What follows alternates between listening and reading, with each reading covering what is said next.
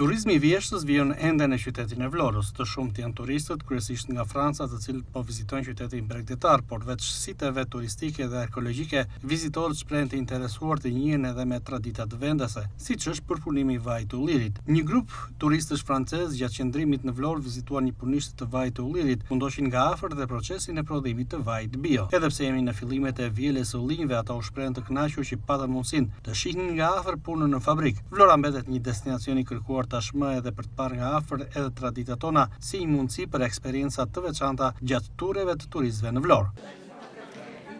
Je pense qu'on a des très beaux paysages et puis on a beaucoup d'amis français qui sont venus voir l'Albanie.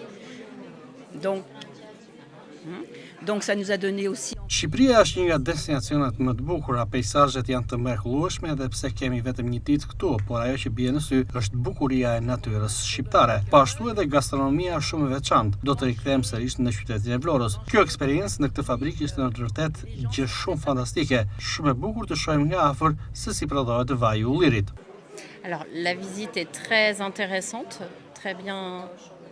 Vlora është një qytet shumë i bukur, është një eksperiencë fantastike, klima është shumë e mirë dhe ka variacione të ndryshme. Edhe kjo eksperiencë duke parë si prodhohet vaji i ullirit, i cili është bio, është shumë e bukur. Është me të vërtetë një produkt i rrallë, tepër bio që edhe provuam dhe na pëlqeu shumë si eksperiencë. Në fakt kemi mbetur të kënaqur nga ajo çfarë kemi vizituar në qytetin e Vlorës dhe padyshim do ta rekomandojmë, por ne do të rikthehemi sërish. Qyteti i Vlorës një mundësi për turizëm gjithvjetor, jo vetëm gjatë sezonit, por edhe në periudha të vitit. Vlora ngjall mjaft interes tashmë për turistët edhe për të njohur nga afër traditat vendase, ato vlonjate dhe traditat shqiptare.